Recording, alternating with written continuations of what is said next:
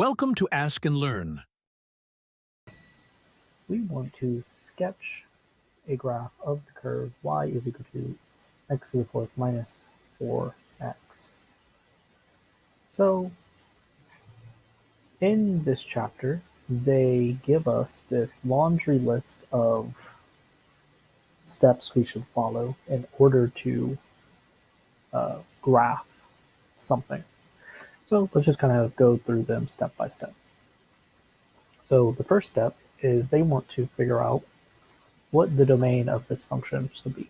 Well, this is a polynomial, and we know polynomials have a domain of all real numbers or negative infinity to infinity.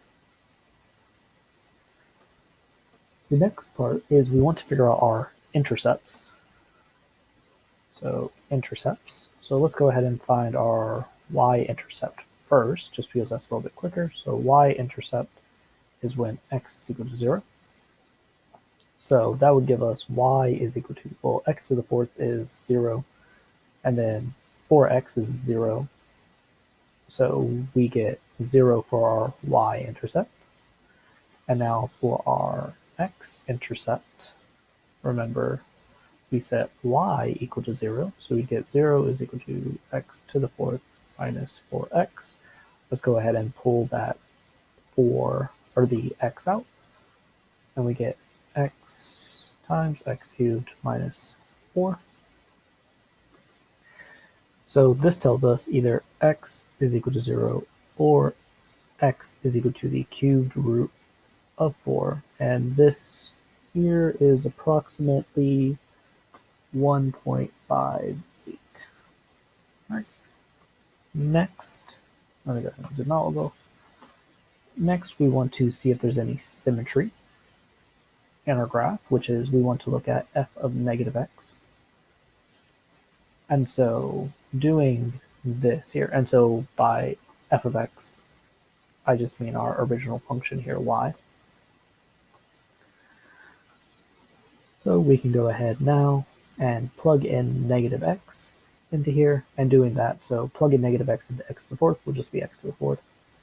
And then plug in negative x in for x would be negative x, and then it would become plus 4x. Now, this here does not equal to f of x, nor is it negative f of x. So what this tells us is no symmetry. All right, so we got the first little bit done. Now the next thing they suggest we find is any asymptotes. So we know since this is a polynomial, there should be no asymptotes. But we can at least follow the similar steps to figure out what kind of end behavior we should have for this. So what we're going to look at is the limit as x approaches infinity of f of x. Well, this is a quartic function, and we know those kind of look like x squareds. So since it has a positive coefficient, we know this is going to go to infinity. And likewise, we know when we have an even highest power for a polynomial, it will have the same end behavior. So the limit as x approaches negative infinity of f of x also goes to infinity. The next thing they want us to find is where this function is increasing and decreasing. So increasing / decreasing intervals. So that means we want to find y prime. So y prime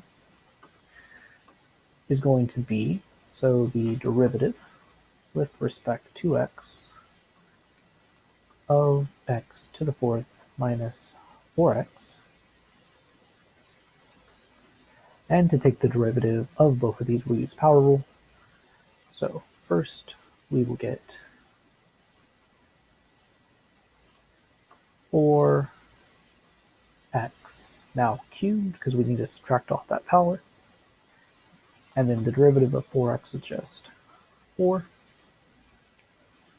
So let's go ahead and factor that 4 out. So 4x cubed minus 1. So if we were to just kind of look at what x cubed minus 1 looks like, we know it'll look something along the lines of this. Now it might kind of curve, but at least we know it'll look something like it'll flatten out and then go back up again. So what that tells us is this here, so y prime will be less than 0 when, so let's actually first set that equal to 0 to figure out what that should be. Well, if we set it equal to 0, that just tells us x should be 1. So to the left of that point, we know the function would be negative. So this will be less than 0 when we're on the interval negative infinity to 0. And so remember, this here tells us that the function is decreasing.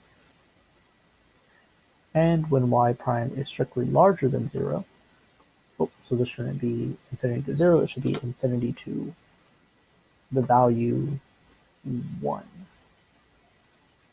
So because of that.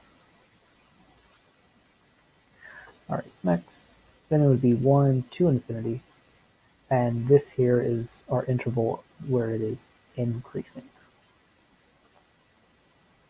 All right, so normally you would just set this equal to or put it into an inequality to figure out where it's bigger than or equal to 0, but we're just going to take the cheap way out so we don't have to do more algebra than we need to. All right, the next step is to find our local maxes / mins. And what we need to find is our critical points, and we already found that our critical point is x is equal to 1, because we want to find where y prime is equal to 0, and we already know that x is equal to 1 from the last step. Now we can use the fact that we know on the interval of negative infinity to 1, the function is decreasing, and then it's increasing after 1. So this tells us we have a local min at x is equal to 1. The next step is to look for concavity and any inflection points we might have. So that means we need to look at the second derivative, so y double prime. So we're going to go ahead and take 4x cubed minus 4 and take the derivative of that. So the derivative with respect to x of 4x cubed minus 4. So we'd go ahead and use power rule to take the derivative of x cubed, so that would be 3x squared, so we'd have 12x squared, and then the derivative of 4 will just be 0. Now notice that this function here will always be greater than or equal to 0. And because of that, we know this will be concave up, so concave up, and also there will be no inflection points. All right, now that we have all this information, this was the last thing they thought was important, so we can go ahead and try to graph our function now. So let's go ahead and first just plot down our x and y intercepts. So we have our x-intercept being, or our y-intercept being 0, 0.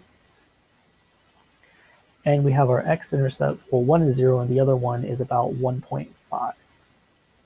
So I'll just go ahead and put the cube root of 4. All right, so we have those intercepts down. So there's no symmetry. Our asymptotes, we know, well, there were no asymptotes, but we do have the end behavior being on both sides going to infinity.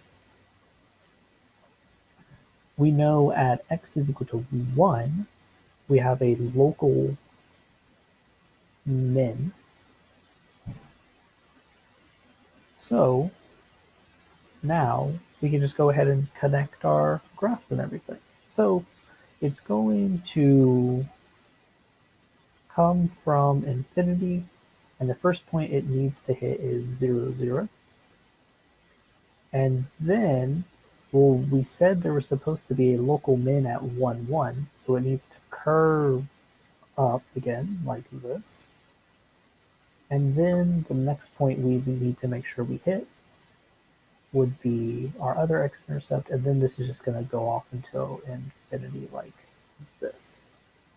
Now, it's not drawn very well, but at least you kind of get the idea. It should be more smooth, but unfortunately for me, I was not an artist.